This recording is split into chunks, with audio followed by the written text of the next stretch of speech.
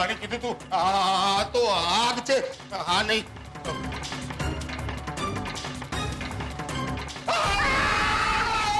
તમારા દીકરાને પીટ્યા છોડ બિચારાને.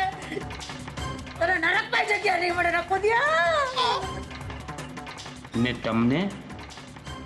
તમને ક્યાં અમેરિકામાં જગ્યા જોઈતી હતી ને? જવું છે અમેરિકા? જવું છે ને? લ્યો હમણાં પહોંચાડી. મળી ગયો મારો પગ પાડી નાખ્યો રે. હું કેમ નહીં હાલી? છોડ મને. અરે છોડ કહું છું. ક્યાં ગયો? ખુરશી ક્યાં ગઈ? દોયડું બાંધ્યું તું ને? હા દોયડું. અરે માડી રે. ક્યાં ગયો ઓલો પલિત જમજેવો? હાય હાય માડી રે, બહુ ભૂંડું સપનું હતું.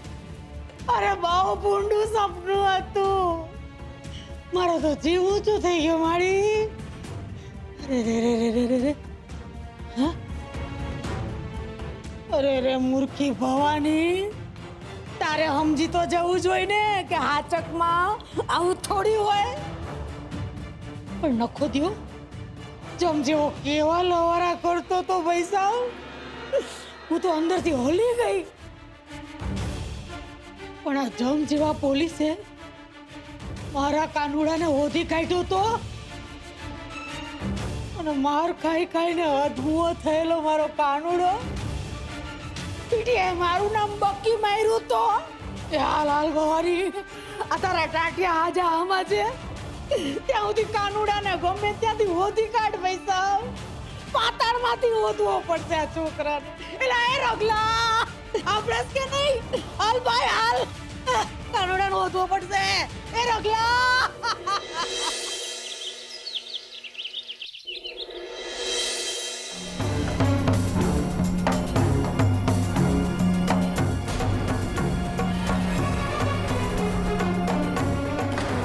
હાય હાય, ક્યાંક બા ગયા કે શું? રાહુલની ચિંતા જીવલેણ તો નહીં સાબિત થઈ હોય ને? ઉમાડી રે બા. બા બા હાય હાય, શ્વાસે નથી ચાલતો. ઉમાડી રે, શું કરું? હા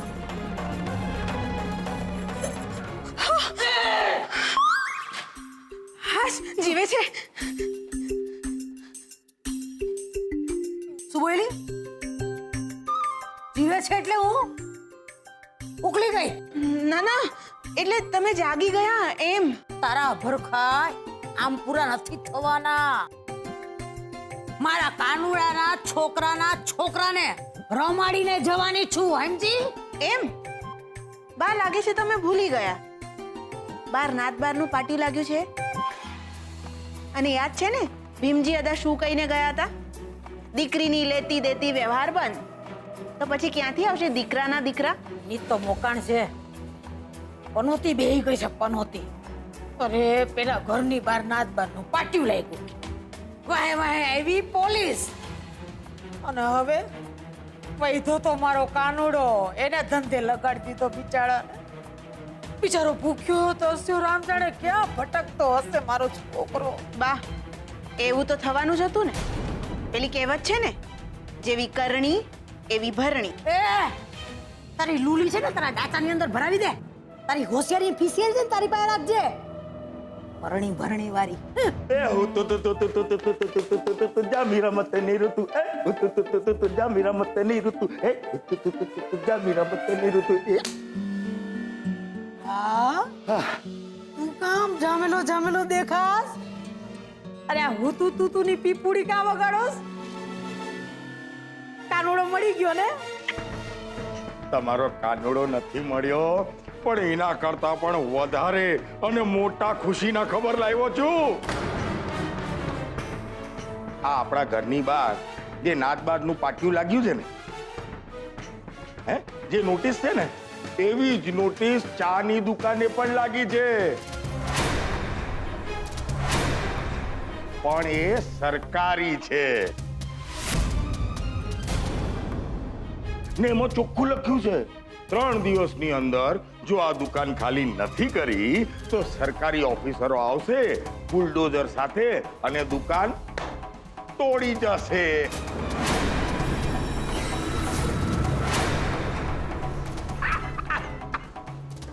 રઘુલા હાચું કેસ હા, મસ્કરી નથી કરતો ને? ખા મારા આમ. અરે તમારા સંબા, હવે જોતા રહેજો બા. 3 દિવસમાં દુકાનના પાટિયા આઉટ અને મોહન એન્ડ ડોટર્સ હંમેશા માટે બંધ. ને એ પણ જડબે સલાક. યા!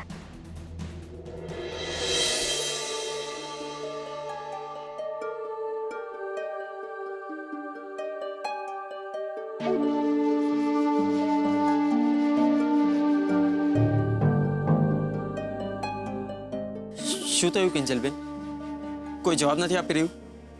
ના ગુલાબ, જો ને મોહિતભાઈને ક્યારની ફોન કરી રહી છું, પણ જવાબમાં એક જ વસ્તુ આવે છે, he is out of India. શું થયું કિંજલ? ક્યાં છે નોટિસ? બતાવ. જો આ રે. જો ગુલાબ, હું આ નોટિસ વાંચું ને ત્યાં સુધી એક કામ કર, આજુબાજુમાં બધી જ દુકાને જઈને પૂછી આવ કે એ લોકોને પણ આવી નોટિસ મળી છે કે નહીં. સારું. હા ગુલાબ સાંભળ, અને પશાભાઈને તો ખાસ પૂછજે, એમણે તો પોતાની દુકાન પર એક આખો માળ ચણી લીધો છે. હા જા, જલ્દી જા. સારું.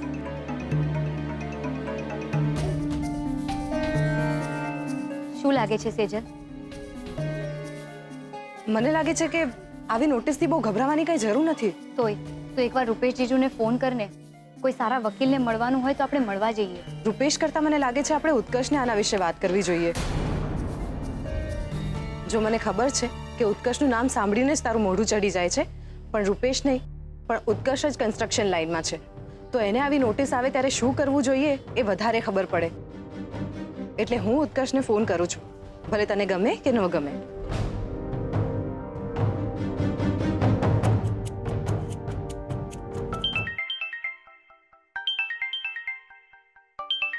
સેજલ ભાભી? હા ભાભી બોલો. ઉત્કર્ષ, જલ્દીથી ટી સ્ટોલ પર આવ ને, તારું એક કામ છે. Tea stall? કેમ, શું થયું? ના એટલે અર્જન્ટ ના હોય તો થોડી વાર પછી આવું. એકચ્યુઅલી મારે થોડું કામ છે. ના ના, હમણાં જ આવ ને, મેટર થોડી સિરિયસ છે. હમણાં ને હમણાં આવ. ઓકે, પહોંચું છું.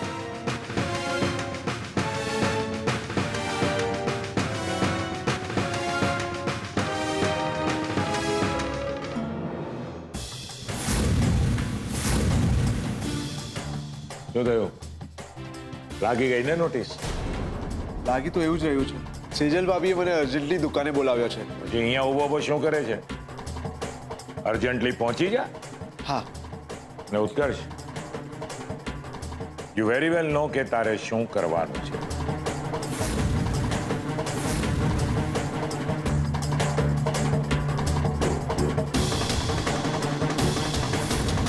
હવે કિંજલને ખબર પડશે લગ્ન ધામધૂમથી થાય છે કે પછી દુકાનની જેમ એના મનસુબા પણ કકડપૂસ.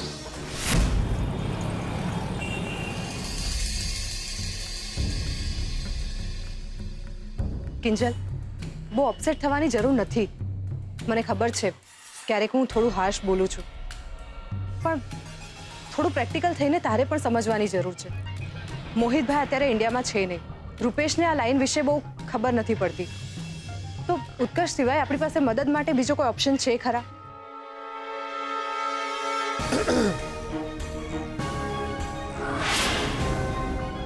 સેજલ ભાભી. ઉત્કર્ષ, સારું થયું તું આવી ગયો. તારું એક મહત્વનું કામ છે. કિંજલ, મને થોડો હિસાબ કરવાનો છે, હું હમણાં આવું. હા